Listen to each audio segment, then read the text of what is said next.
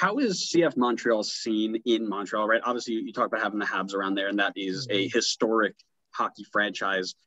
But I know that Montreal also has a very decent following as well. Are they overshadowed? Is it like a second-hand team? What is the feel over there? What's the vibe? Right. There's a lot of Euro snobs here. They kind of view the MLS or they kind of view MLS as like not the top league, right? Even though I think it's a top 10 league in the world now, probably. It's improved so much, but a lot of people are like, oh, like it's not the best league. We like watching the best leagues in the world, but that's not how football works. Every country has their own league, right? And yeah, a lot of guys, they'll follow the local team and they'll follow a bigger club. Who says, you got to follow your local team. That's what bothers me because there's we have like about 4.5 million people in the greater Montreal area. A lot of football fans, a lot of European imports, a lot of people of Italian, English, French blood, that are big football fans or soccer fans. And I think they should get into it. And it bothers me that they kind of look down on it. But for sure, they kind of play second fiddle to the Habs, especially in the mainstream media. And actually, the mainstream media that covers CF Montreal took a big blow on TSN 69, which is English language sports radio here. One of the main, like the midday host guy, he would spend a lot of time talking about them, and he just left the station to focus more on his podcast. So they really took a hit in the coverage in English for sure. But it was different when we had Drogba. When we had Drogba, they'd be talking about him all day, not all day, every day, but daily, in the traditional media.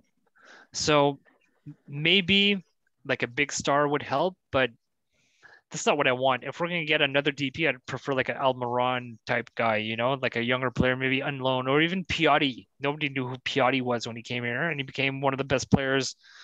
Even though he's not a top 100, I think he was one of the best players in MLS history. I put Piatti top 100. Yeah, and he wasn't in the MLS's official list top 100. The people who write for MLSsoccer.com usually are missing many brain cells, so I wouldn't look too far into it. But easily I'd put him top 100. No, for sure. We're gonna just pencil that down. Future episode idea. Yeah, that's a good one. But I wonder that because it's the same thing, right? Red Bull, NYC, even NYC won the MLS Cup last year, and they didn't even get a spot in the local papers, like the local newspapers. They need a stadium, right? But and then you circle back, right? You win a major trophy, you don't get any coverage for it outside of like a 50-person parade or whatever. It was COVID time, so I'm not gonna take too much into that. But then you wrap it around, and 6 months later, you go back to Yankee Stadium. They give you a banner the size of this little square right here. It's like that's. And again, I have no problem with them looking silly, right? I don't like it. But for the league as a whole, from a neutral standpoint, that's terrible. And that's all over the country is the coverage isn't there because of your Eurosnobism, right? You've got too many people who are like this league because they don't watch it and they refuse to learn. So they just think that it's a retirement league. They think the level is bad. And granted, we aren't at that level. I get it. We're not at the Premier League, the Bundesliga level, right? But we had posted a TikTok about where MLS ranks, and we got tons of interaction on it saying some of them were defending it, right? Maybe we're top 15, which I think is a relatively legitimate place to be. And others were like, you're not even top 50. Like there are 37 Euro leagues that are better than you. And I'm like, if you could give me any example of that, I would love to, right? I think they were ranked. It was ranked the 8th most entertaining league in the world to watch. Correct. Somebody actually came on and mentioned, like, if you're talking about parity and entertainment, we are second to none. We have different teams winning it every year outside of like the LA Galaxy dynasty. And you've got Seattle, right? But you've got massively exciting games every week, right? This might be the year for the most part where I've seen the most 0-0s. Like when we were still in the spot where we were streaming, which we're going to get back to eventually, but we would always get one of the last games of the week, and every time we stream, we would get the only 0-0 of the week. No. So whenever we were watching the schedule, we're like, okay, we've got 30 minutes in this game that's 0-0 left before we stream. It has to end 0-0 or we're getting the game.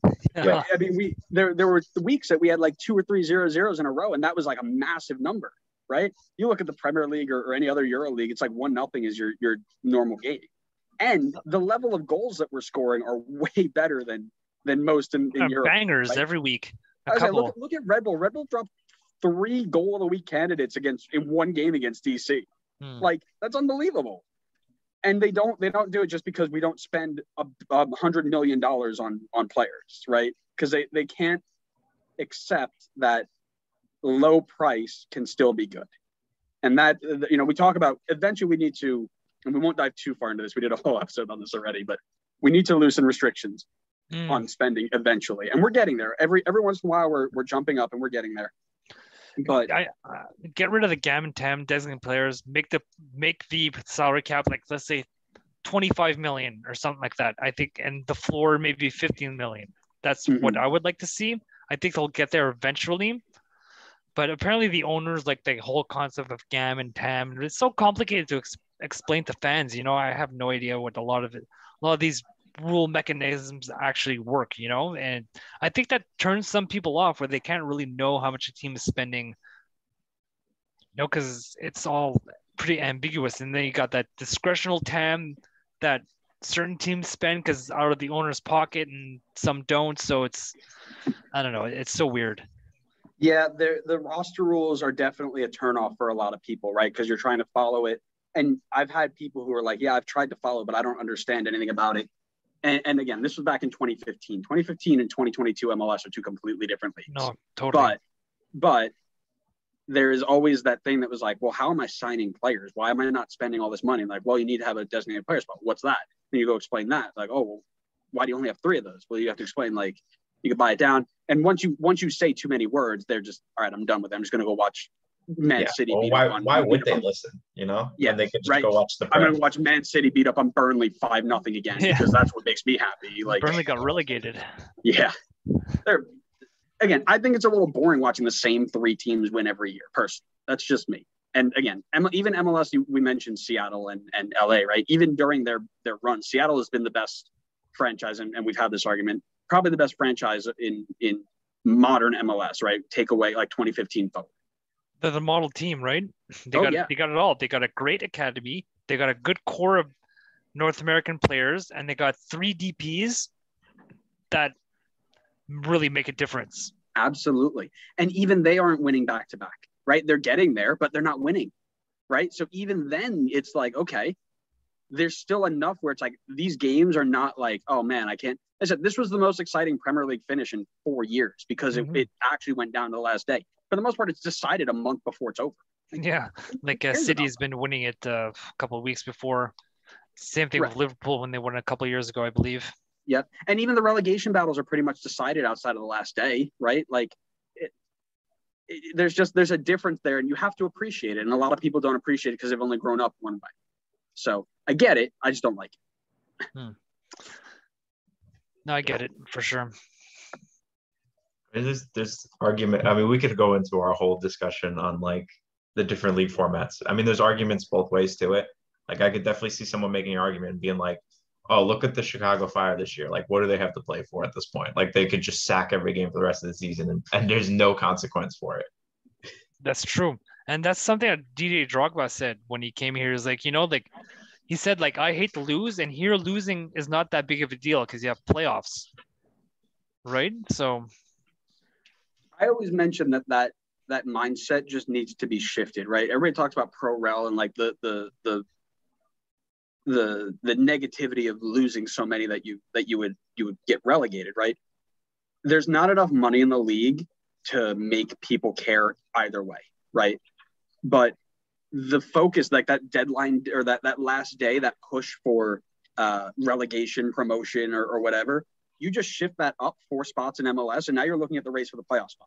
Completely different, right? Because at the end of the day, you're still going to be in the same league or whatever. But it's the same idea, right? You're pushing to make a playoff, right? The thing that gets me is LA versus Real Salt Lake. Was it last year? Maybe 2 years ago? I think it was last year.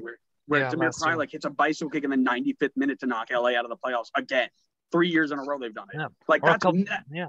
unbelievable. Like Or that's a couple of amazing. years ago, when we were playing New England in the play-in, I think it was Boo scored in stoppage time to eliminate it. It was heartbreaking, Right. And you always find that pain and that, like, because people are like, oh, you never feel anything when you lose. Like you said, Drogba, right? If you're invested in a team enough, you will feel things until you cannot feel things, which is where I'm at with Red Bull. When Red Bull lose, great, here we go again. But like I said, from 2011 up to 2019, when we were I'll use 2018, right before we kind of cleaned house, and we were supposed to win like 4 MLS Cups in that point because of our team, and we just kept losing and losing and losing. Yeah, with Jesse Marsch, it broke my heart. Yeah. That was nice though when we knocked you guys out there in the 2016 or 2017. 2017, I think it was. I think it was 2016. 2017, right. We got to, or maybe 2015. I think 2017 we got through and lost to Toronto. Yeah, no, 2016 we lost to TFC in the conference finals. Yes. I'm like I said, my least fond memory of Montreal is last year's game with the Coronel penalty saves. That got 3 back penalty kicks. Like, are we kidding?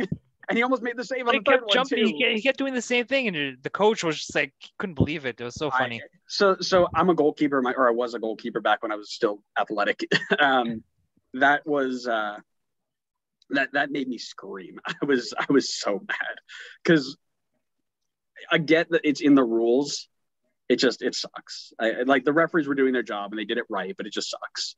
Yeah, for sure. That's the rule. You can't jump off the line. That's why a lot of goalkeepers start behind the line so they can jump up. Yep. Yeah. It still hurts me today.